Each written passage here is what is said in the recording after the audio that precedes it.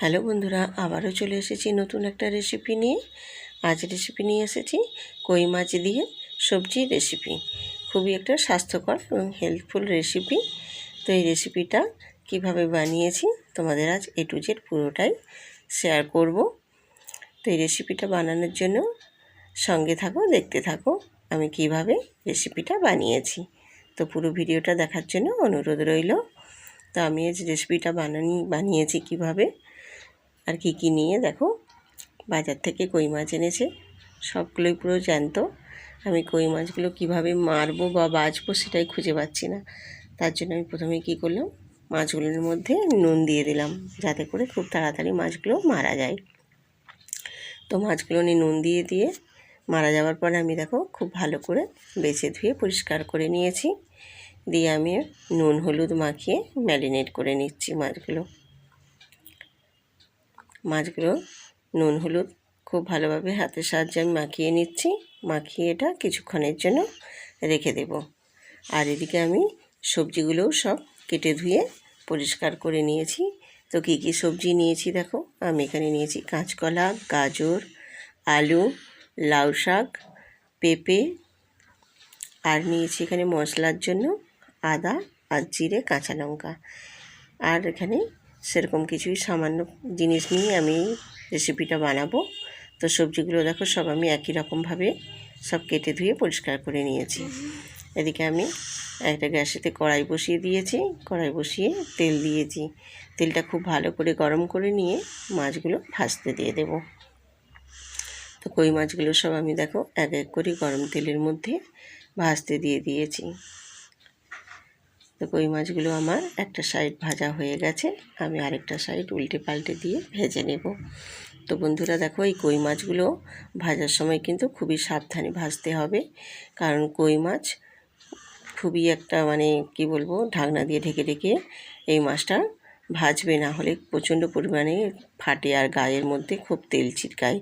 তার জন্য বলছি ঢাকনা দিয়ে ঢেকে এই মাছগুলো খুব সাবধানে ভেজে নিতে হবে। তো দেখো আমার মাছগুলো উল্টে পাল্টে দুটো সাইড খুব সুন্দর করে লাল লাল করে ভেজে নিয়েছি। এবার আমি মাছগুলো সব তুলে নিচ্ছি। মাছগুলো সব তুলে নিয়ে আমি ওই তেলের মধ্যেই সবজিগুলো এক এক করে ভেজে নেব। তো প্রথমেই আমি আলুটা ভেজে নিচ্ছি। আলুটা একটু ব্রাউন কালার করে ভেজে নিয়ে ওর মধ্যে এবারে আমি বাকি সব সবজিগুলো দিয়ে দেব। কাঁচকলা, গাজর, পেঁপে দিয়ে সব সবজিগুলো দিয়ে আমি খুব ভালো করে তেলের মধ্যে একটু কষিয়ে নেব। এই রেসিপিটাতে সবজিগুলো যত ভালো কষানো হবে এই রেসিপিটার টেস্ট কিন্তু ততটাই আরও বেড়ে যাবে। এবার আমি কষানো হয়ে গেছে, এবার আমি সবশেষে দিলাম লাউ শাকটা। লাউ শাকটা নরম তো তাই লাস্টে দিলাম। লাউ শাকটা দিয়েও একটু নেড়ে চেড়ে নিয়ে এবার আমি ওর মধ্যে দিয়ে দেব স্বাদ মতো লবণ আর হলুদের গুঁড়ো দিয়ে আবারও আমি একটু নেড়ে চেড়ে কষিয়ে নেব। আমি এখানে কিন্তু খুব বেশি মশলাপাতি ইউজ করব না, নুন হলুদ দিয়ে একটু কষিয়ে নেব আর জাস্ট ওই আদা জিরের পেস্টটা দিয়েই মশলাটা।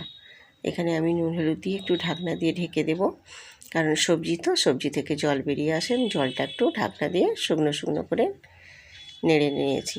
দিয়ে এবার ওর মধ্যে দিয়ে দেব আদা জিরে আর কাঁচা লঙ্কার পেস্টটা।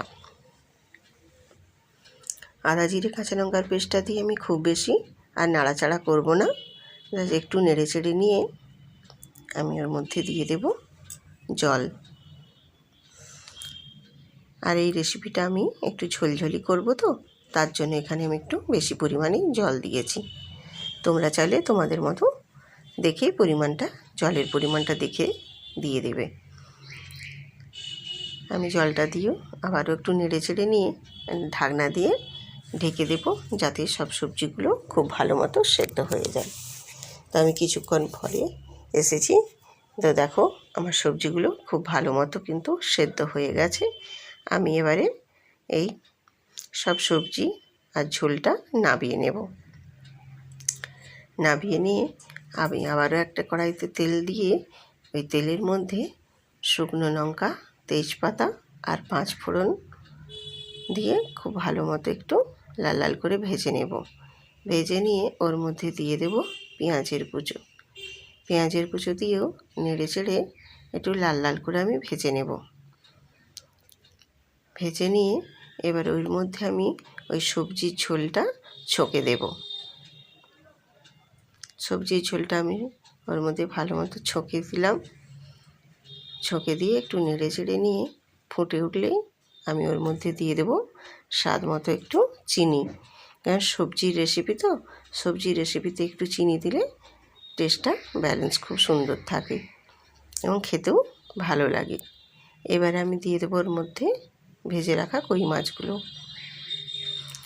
সব কই মাছগুলো এক এক করে আমি ওই ঝোলের মধ্যে দিয়ে খুন্তির সাহায্যে ভালো করে ওই ঝোলের মধ্যে আমি ডুবিয়ে দেব।